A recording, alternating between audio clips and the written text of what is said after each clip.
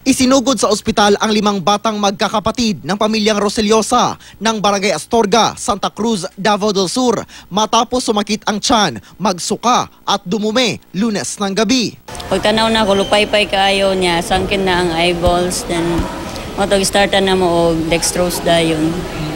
So after nakarusta na, stable na?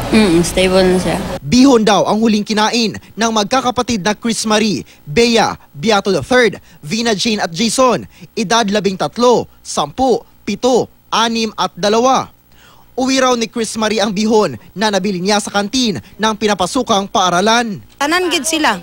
Pero ang ako adyong nakuan katud yung isa. Bihon na lagi sir kay himsog pa man tong mga bata sir sawa pa naabot tong kamagulangan nga dalag bihon. Nagdula pa to sa balay sir. O nag-Chinese pa in taon to.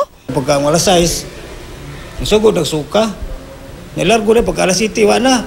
Tuway kinili akong ginari nagbuwa ng baba dire. Gustong paimbestigahan ng lokal na pamahalaan ng Santa Cruz ang insidente. Ayon naman sa principal ng paaralan, mahigpit sila sa pagbabantay sa paghahanda ng pagkain sa kanilang kantin. Everyday good, nagagoy na asa na nga teacher nga i-monitor good ang tanan nga baligya nga maabot diri sa school. According sa among nadungog nga 7 o'clock na sa gabi gikaon ang pagkaon. Unya ang food ana gi-prepare man na kay baligya man sa alas kanang lunchtime. Lunchtime ana niya. So nadaot gyud to kay gidala man. Handa naman daw ang paaralan at ang lokal na pamahalaan na magbigay ng financial assistance sa pamilya. Paalala naman ng mga medical professionals. So kanang mga bata sensitive kay na sila sa pagkaon.